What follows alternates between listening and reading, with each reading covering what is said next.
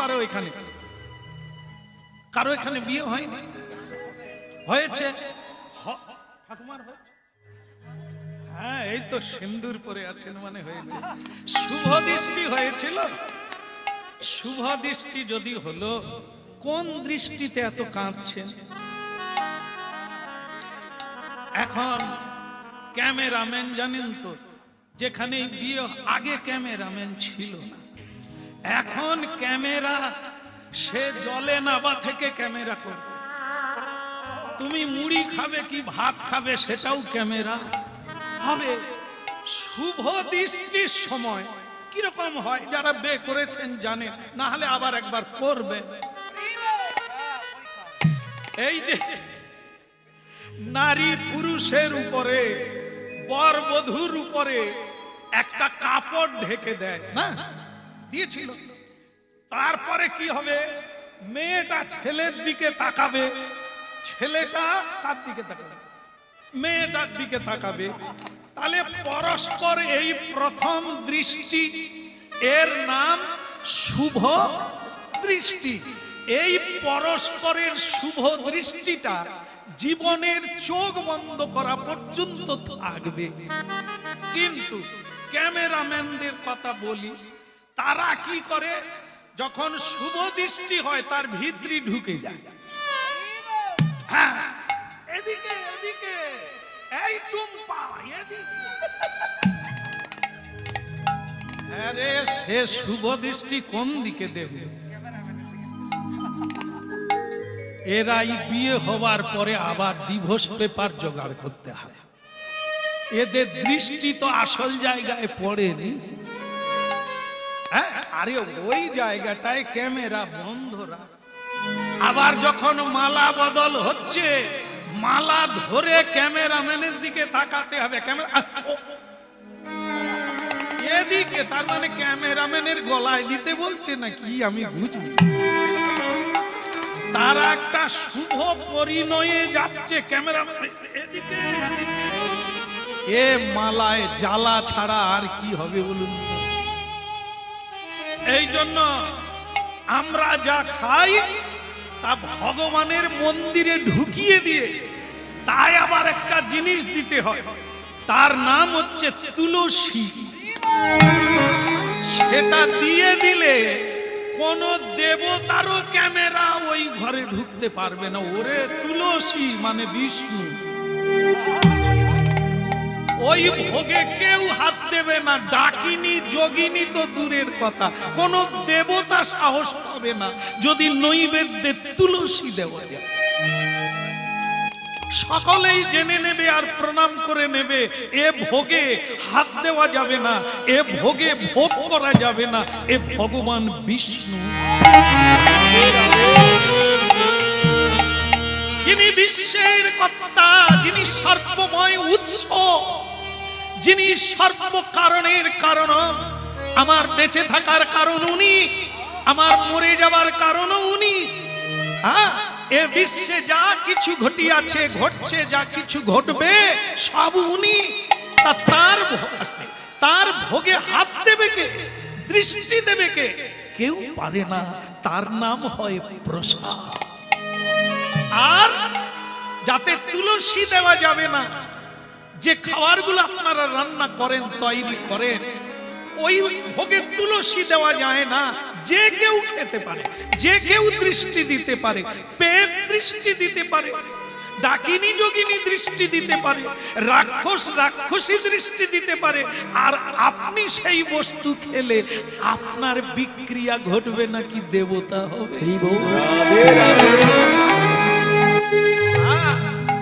এই জন্য শুধু বস্তু নয়, আপনি পর্যন্ত ভগবানের শুভ দৃষ্টির মধ্যে থাকুন, এরিয়ায় থাকুন। ভারতীয় আধ্যাত্মিক তত্ত্বের অনুশাসন হচ্ছে সকালবেলা উঠেই ভগবানকে প্রণাম করো, তাহলে ভগবানের দৃষ্টিতে তুমি পড়ে গেলে। মধ্যাহ্নকাল, এই যে বেলা 12টা, আর একবার যাও, এই বেলা ঢুকে প্রণাম করো। 3 সন্ধ্যা, ত্রিসন্ধ্যা, তিনবার ভগবানের কাছে যাও, তাহলে ত্রিভুবনে তোমার উপরে কারো দৃষ্টি পড়বে না, তুমি ভগবানের নৈবেদ্য। কৃষ্ণ কেশব কৃষ্ণ কেশব কৃষ্ণ কেশব ত্রাহিমা,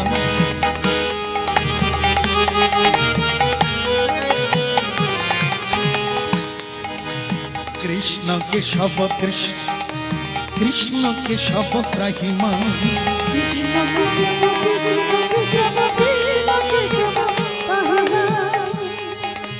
রাম রাঘব রাম রাঘব রাম রাঘব রক্ষম, বলো রাম রাঘব রাম রাঘব রাম রাঘব রক্ষম, রাম রাঘব রক্ষম,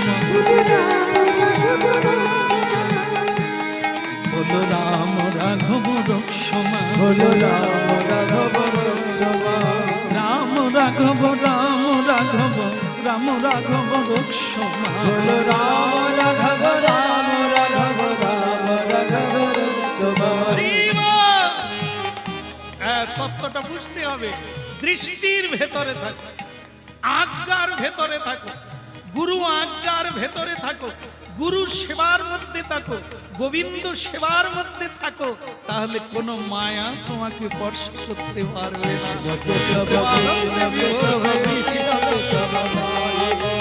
কৃষ্ণ কেশব কৃষ্ণ কেশব কৃষ্ণ কেশব ত্রাহিমা,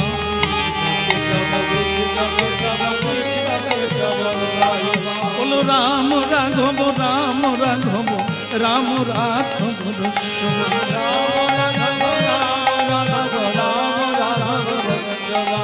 রাম রাঘব রক্ষম, বলো রাম রাঘব রক্ষম, কৃষ্ণ কেশব কৃষ্ণ কেশব কৃষ্ণ কেশব ত্রাহিমা,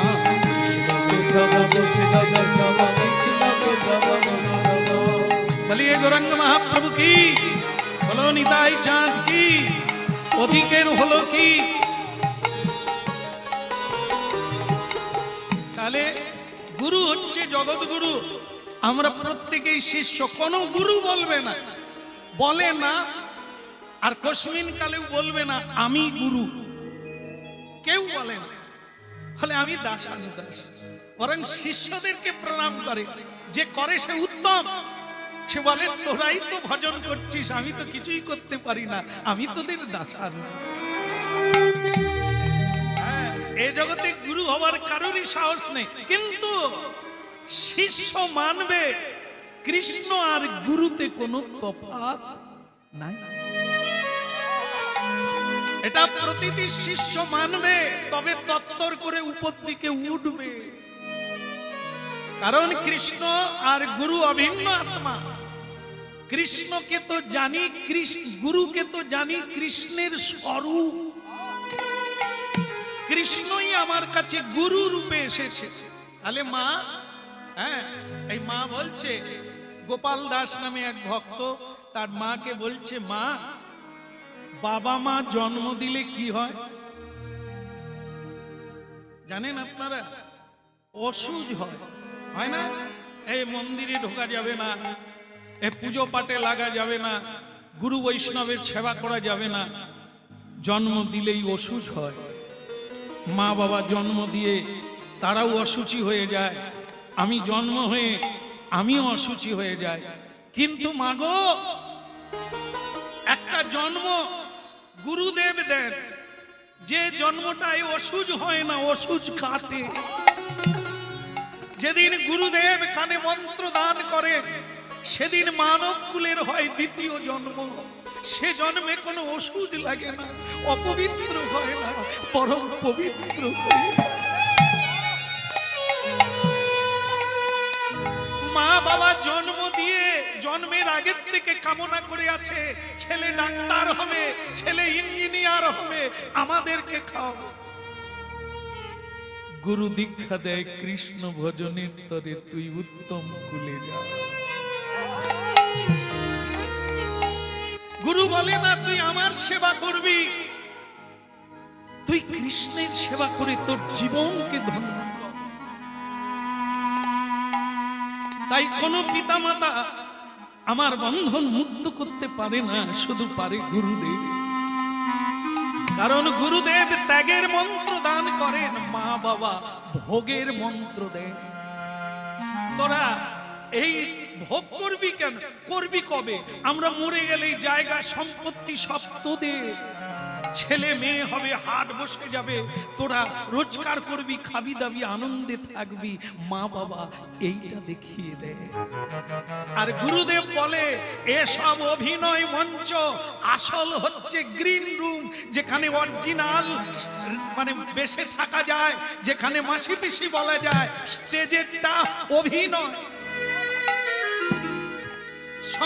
সংসার রঙ্গমঞ্চে তুমি আমার মা, তুমি আমার বাবা, না আগেও ছিল না পরে থাকবে, কি করে মা হলো বাবা হলো?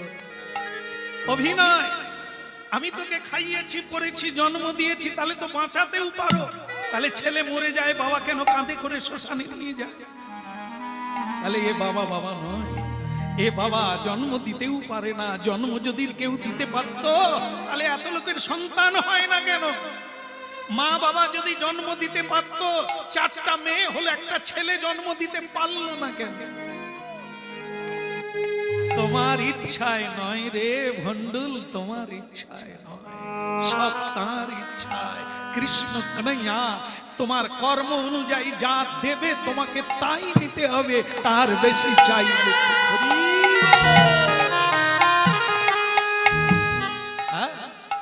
ভজ রাধা কৃষ্ণ। তাই বলা হচ্ছে যদি সচেতন হতে চাও, ভজ রাধা কৃষ্ণ, গোপাল কৃষ্ণ, কৃষ্ণ কৃষ্ণ বল, কৃষ্ণ কৃষ্ণ বল।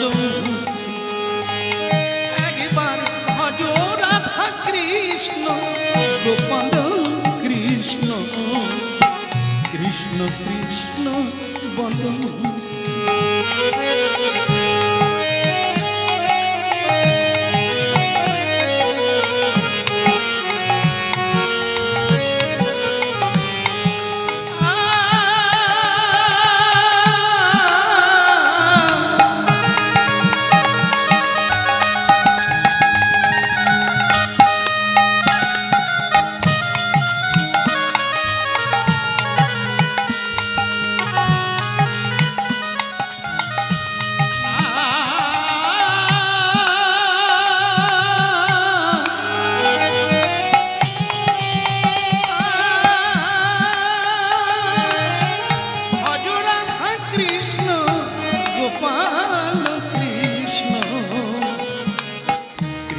কৃষ্ণ বল মনামা, কৃষ্ণ কৃষ্ণ বল।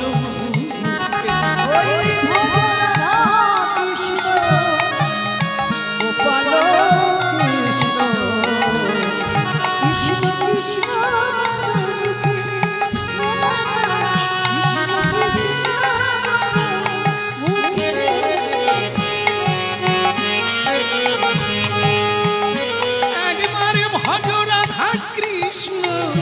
গোপাল কৃষ্ণ, কৃষ্ণ কৃষ্ণ বল মনামা, কৃষ্ণ কৃষ্ণ বল।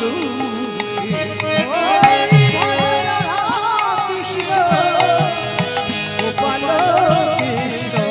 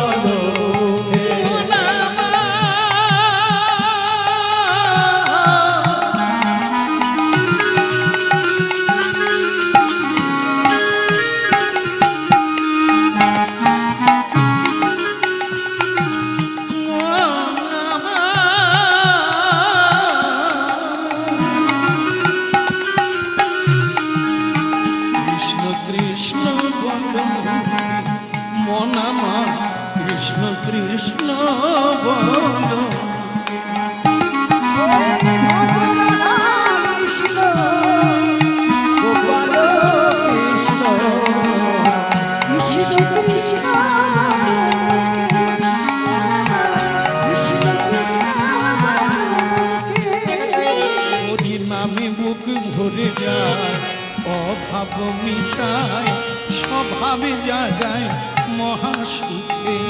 ওই যার রূপ ধরে যায় অভাব মিটায় স্বভাব জাগায় মহাসুখে।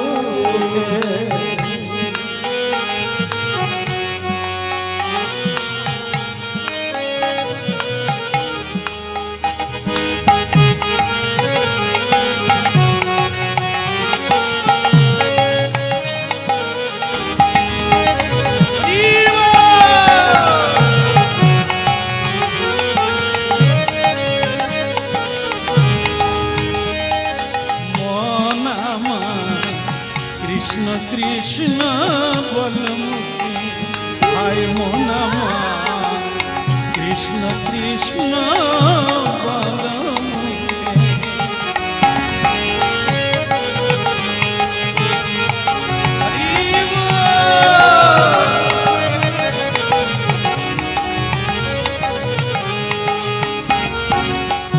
ভজ রাধা কৃষ্ণ গোপাল।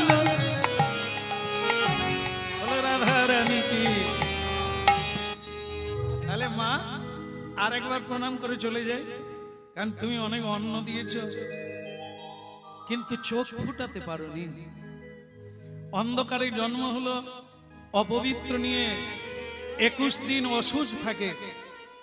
যে জন্মটা অসুচে হয়, অপবিত্র হয়, সে জন্ম কিসে বিধাতা দেয়? তাই একে শুদ্ধিকরণ করতে গেলে গুরু চায়।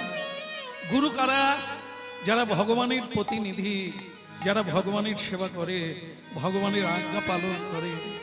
আমি তাদের কাছে দীক্ষা গ্রহণ করে এই জীবনটাকে গোবিন্দ চরণারবিন্দে। ভক্তমণ্ডলী মায়েরা প্রতিদিন কীর্তন গায়, হাজার হাজার মানুষ শোনে, কিন্তু মানুষের ভেতরে ঢোকে না। সব মানুষের ভেতরে ঢোকে না, কিছু কিছু মানুষের ভেতরে ঢোকে। ঢোকে বলেই পরিবর্তন দেখা যায়। শার্ট জামা ছেড়ে দিয়ে ধুতি পাঞ্জাবি পরে যাদের ভেতরে ঢুকে, জীবনের পরিবর্তন, স্বভাব পরিবর্তন হয়ে যায়। হচ্ছে বলেই এই পৃথিবীতে সূর্য উঠছে, জোয়ার ভাটা হচ্ছে, ফুল ফুটছে। দেখেন, এই যে হরিনাম শুনছেন আপনারা, আপনাদের ভেতরে যদি একবার জায়গা পায়, ঢুকতে জায়গা পায়, ঢুকাতে হবে। এই কান আছে বলে শুনতে পাবো তা না, আরেকটা জিনিস যোগ না করলে এটা শোনা যাবে। যেমন আপনার রাস্তা দিয়ে চলে, মন যদি উল্টো দিকে থাকে, আপনি কোথায় থাকবেন? আপনি রাস্তার মাঝখানে চলে যাবেন, আর তখনই আপনার অ্যাক্সিডেন্ট ঘটে যায়। কেন না? আপনার চোখ কাজ করছিল না, অন্য টেনশনে ছিল। তাহলে এগুলো বুঝতে হবে যে মন হচ্ছে আসল। সেই মনটা যখন সংসারের টেনশনে আমি টেনশন যুক্ত হয়ে যায়, তখন চোখ কাজ করে। তাই এই জন্য আমাদের কান খোলা থাকলেই যে হরিনাম শোনা যাবে তা না, শোনার জন্য বসতে হবে। হ্যাঁ, উমুক বাবুদের ডেকেছেন, নিমন্ত্রণ দিয়েছে, 4 বার বাড়িতে গেছে, ফোন করেছে, না এলে কি হবে, তাই এসেছি। সেটা হরিনামের জন্য নয়, সেটা নিমন্ত্রণ রক্ষা করার জন্য এসেছেন। এখনো পাতা দেয়নি, তাই আপনি বসে আছেন, এটা সেটা না। নিমন্ত্রণ দেয়নি, এখানে অনেক লোক আছে, 3-4 বার ফোনও করেনি, অনুরোধ করেন না যে আপনি যাবেন আমার বাড়ি। তারা এসেছেন এখানে কিসের জন্য? হরি নাম শুনতে। হ্যাঁ, বলো রাধে রাধে রাধে রাধে। এ সোনার নেশা, হরি নামের নেশায় যারা পাগল হয়েছে, গাড়ি করে যায়, রিজার্ভ করে যায়, যত দূরে হরিনাম হয় সেখানে চলে যায়। এটা কোন নেশা? এই শুনতে শুনতে ওই জায়গায় পৌঁছে যায়, জানে সংসারে যার বিন্দু বিসর্গ সুখ নাই, সেটা এই হরিনামে। এই জন্য মা প্রণাম। যদি বলতে পারতে আমি তোকে মুক্তি দেব, হ্যাঁ তোকে কৃষ্ণ পাইয়ে দেব, আমি এই সংসারে থাকতাম। যে সংসারে মায়ার বাঁধনে জড়িয়ে দিতে পারে, মায়ার বাঁধন কাটতে পারে না, ওই সংসারে আমি থাকবো।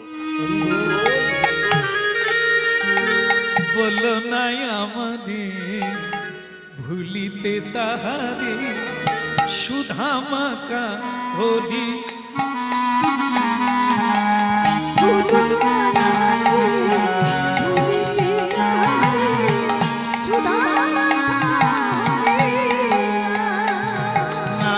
বলো নাই আমাদের ভুলিতে তাহারে, সুধামাকা হরি না।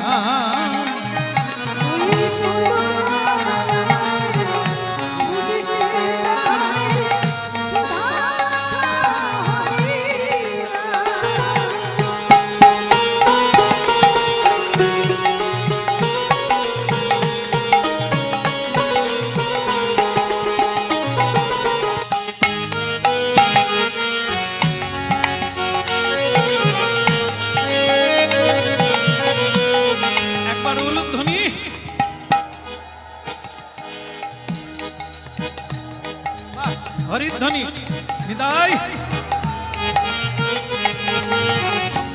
এটা কি? এই যে হাত তুললে এটা কি? এটা হচ্ছে দাঁত টানা। নৌকা চলবে কি করে? হরিনামের তরিখানি শ্রী গুরু কান্ডারি, সংকীর্তন কেরুয়াল দুবাহু প্রসারী। বলো নাই আমাদের ভুলিতে তাহারে, সুধা মাতা হরিনা।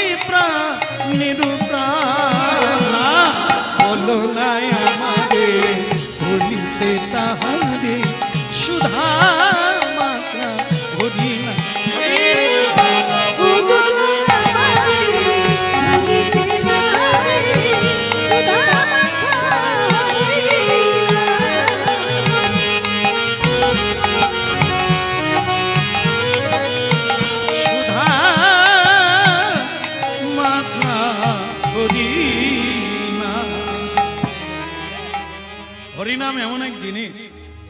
এক রাজা সন্ধেবেলা মানে চিন্তা করলো যে সাধুরা ওখানে কি পায়। আমি রাজা চাল গম বিনা পয়সায় দিই, মানুষকে কাপড় জামা দিই, ঘর বানিয়ে দিই, আমার এখানে আসে না, কিন্তু সাধুর কাছে এত ভিড় কেন গাছের তলায়?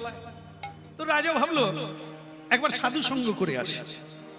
কি সেই রাজা ছদ্মবেশে গেছে। কাহিনী বলছি আপনাদের হরিনামের মহিমা। রাজা ছদ্মবেশে সন্ধ্যেবেলা একটা হারকিন নিয়ে যাচ্ছে। কি নিয়ে যাচ্ছে? এখন হারকিন আছে? নেই, ছিল। তো হারকিন নিয়ে যাচ্ছে। হারকিন নিয়ে ছদ্মবেশে, রাজাকে কেউ চিনতে পারছে না। রাজার এক বড় শত্রু ছিল, একজনের কথা বলছি, সব মানুষের কম বেশি শত্রু থাকবে। যারা আবার বেশি বড় হয় তাদের আবার বেশি শত্রু। পিছনে লাগার লোকের অভাব নাই। হ্যাঁ, চা দোকানে চা খাবে আর বিড়ি ফুঁকবে, তোমার সমালোচনা করবে, জীবনে উন্নতিও করতে পারে না, সরকারের তিরপলের নিচে ঘুমায়। এরা আবার মহাপুরুষদের সমালোচনা করে, মানে কি বলবো, প্রধানমন্ত্রী মুখ্যমন্ত্রীর সমালোচনা করে এই বিড়ি ফুঁকতে ফুঁকতে। এসব ফুকন্তির দল, এরাই মানুষের সমালোচনা করে। করে না? আপনাদের এখানেও করে, আমাদের ওখানে করে। বলো রাধে রাধে। দেখুন, এখন এই যে রাজার শত্রু আছে, শত্রু আজকে রাজাকে মারবে বলে সে একবারে ছুরিতে শান টান দিয়ে আজ রাত্রেই রাজাকে মারবে। এই রাজা তখন কি নিয়ে যাচ্ছে? টর্চ নিয়ে। হাত আমার খালি ভুল হয়ে যায়, আপনারা ধরিয়ে দেবেন। তো সেই হারকিন নিয়ে যাচ্ছে।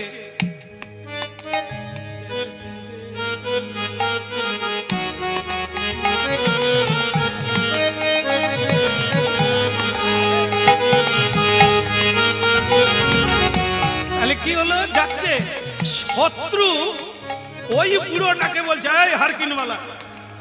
বলে হ্যাঁ কি হয়েছে?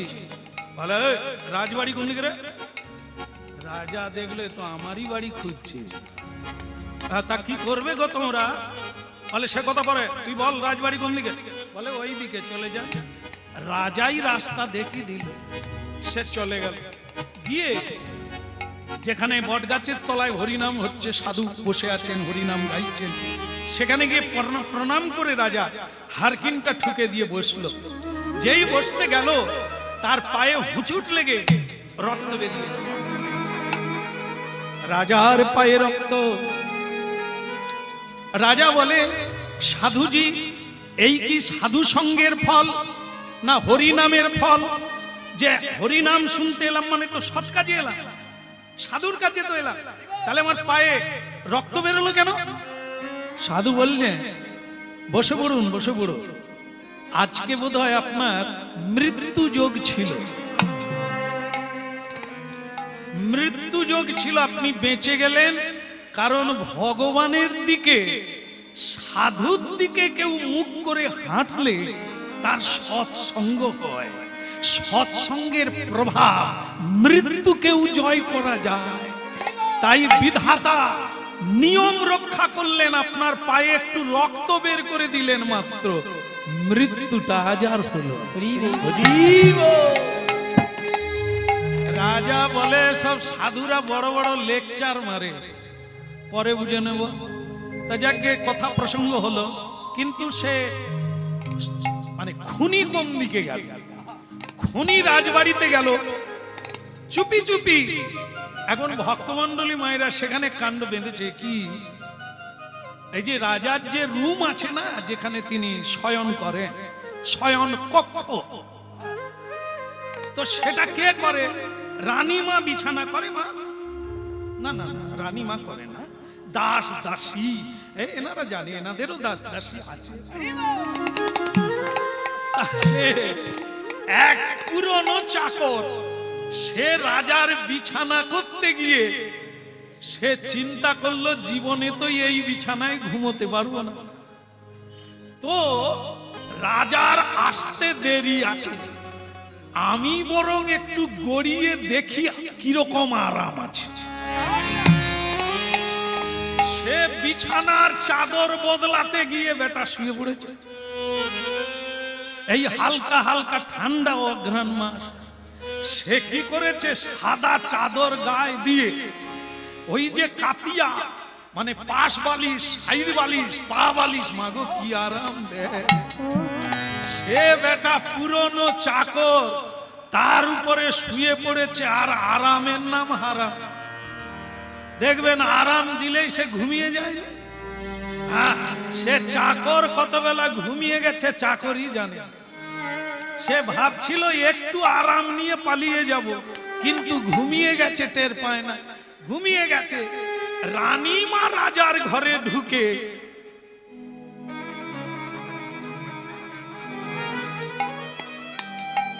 যে কারণে হাসছেন ওটা নয়। হ্যাঁ, রানীমা দেখলো রাজার বোধহয় আজ খুব পরিশ্রম হয়েছে, মানে আজ আর জেগে নেই, তাড়াতাড়ি চাদর মুড়ি দিয়ে ঘুমিয়ে গেছে। রানীমা ডাকাডাকি না করে তারই পাশে শুয়ে পড়েছে। সে তো বেটা চাদর ঢাকা আছে, চাকর আছে না রাজা আছে রানী জানবে কি করে, তারই পাশে শুয়ে পড়েছে। এখন এদিকে শত্রু রাজাকে মারবার জন্য সে ঢুকেছে ঘরে, ঢুকে দেখে ভালোই হয়েছে রাজা চাদর মুড়ি দিয়ে শুয়ে আছে, মারার সুবিধে হলো, রানীমা পাশে আছে, কিন্তু তার জাগার আগেই কাজ শেষ হয়ে যাবে, তাই আমার আর দেরি করে লাভ নাই, মারে তো রাজা শুয়ে আছে তো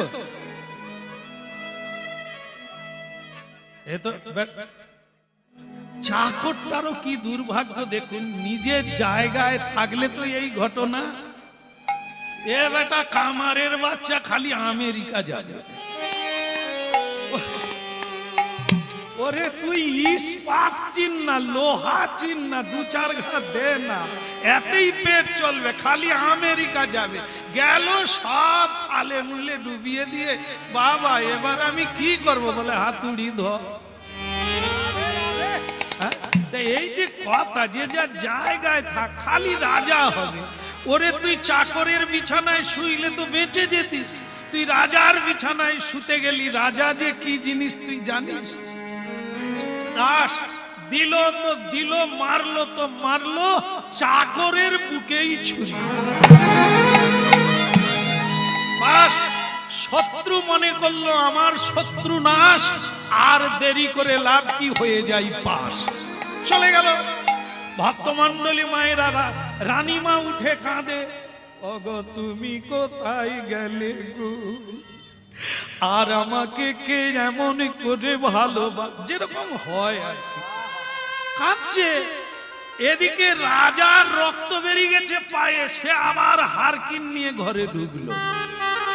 তার আজ ভালো লেগেছে সাধু সঙ্গটা, এত আনন্দ পেয়েছেন তিনি, সেই আনন্দে রাধা মাধব বলতে বলতে ভেতরে ঢুকে দেখে কান্নাকাটি পড়ে গেছে। কি হয়েছে কি? বলে রাজা মশাই মারা গেছে। ইনি তো ছদ্মবেশে আছে, তা ঘরের ভিতরে ঢুকে গিয়ে বলে রাজা মারা গেছে, তা কোথায় দেখি, দেখে তার পুরনো চাকর মারা গেছে। রানীমা এখনো সেই চাদর খুলে না, তো খুলে দেখে বলছে তাহলে আপনি কে? সে তখন গোঁফ দাড়ি খুলে বলে রানী আমি রাজা। তাহলে কি করে তুমি বেঁচে গেলে? বলে শোনো, আজ আমি জীবনে প্রথমবার মানে সাধু সঙ্গ করতে গেলাম। সাধু যে এত জানে আমার জানা ছিল না। আজ আমি হুঁচুট খেয়ে রক্তাক্ত হয়ে গেলাম, সাধু বললেন আজ আমার মৃত্যু যোগ ছিল, সেটা যে কত সত্য আমি তাই এসে বুঝতে পারলাম। রাধে রাধে।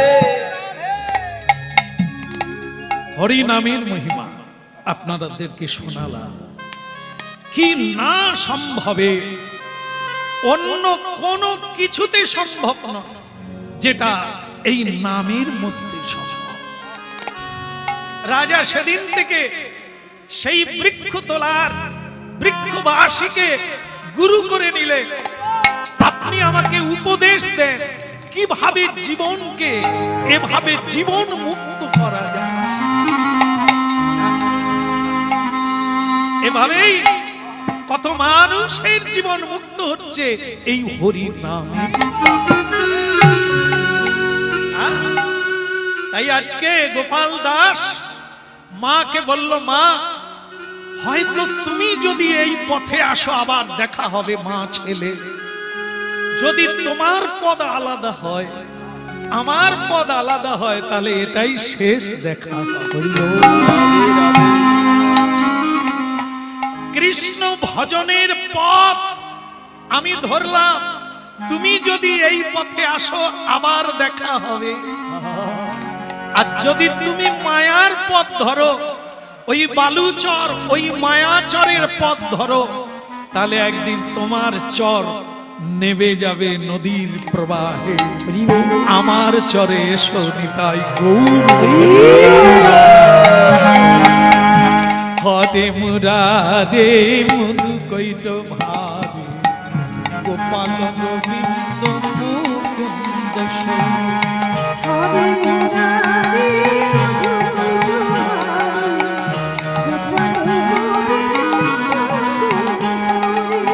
হরে মুরারে মধু কৈট ভাবে গোপাল গোবিন্দ মুকুন্দ সরে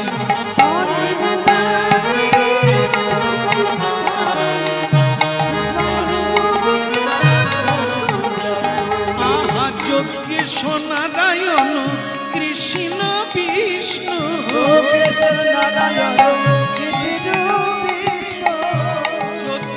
নারায়ণ কৃষ্ণ বিষ্ণু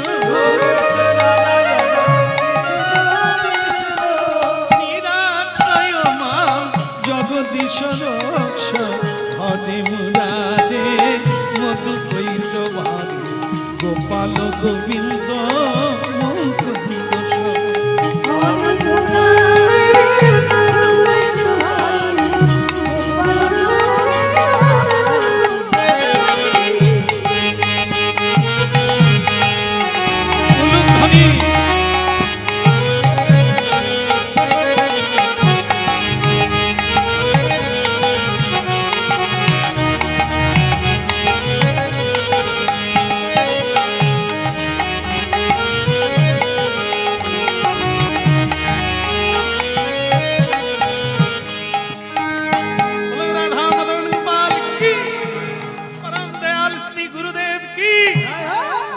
বন্ধ করে দেবো কি? বন্ধ হবে না? খিদে লাগে না? সে কি মুশকিল। আচ্ছা ঠিক আছে, আর একটু আছে সেটুকু করে নি, হবে নাকি? বলো প্রেম সে বলো। হ্যাঁ হ্যাঁ হ্যাঁ, আসলে কি জানেন তো, আমাদের তো ভেতো নারী, একটু দেরি হয়ে গেলে খুটখুট খুটখুট করে। তা আবার আসার সময় একজন বলল, শ্যামসুন্দর দা আমি কিন্তু আপনার সামনে গিয়ে বসবো না। কেন রে? না হলে আমি ধারের দিকে থাকবো। কেন? না হলে সময় হলেই চলে যাবো। কেন? তাহলে সামনে যাবি, উঠবি, তার কি না? যারা সামনে আছে ওরা ঠকবে, ওরা তো শেষে আসবে, তখন কে পটলের রসা থাকবে না। তাহলে ওরে এরা যে রস পাবে, তুই পটলের রসায় শুধু ঝাঁঝ পাবি। তোর পটলের রসা 3 ঘন্টা পরে নিষ্কাশন করতে হবে, না হলে মরে যাবে। আর এ যে রস খাচ্ছেন এনারা জন্ম জন্ম থাকবে, পৌঁছবে। হরে মুরারে মধু কৈট ভাবে গোপাল গোবিন্দ মুকুন্দ সরে।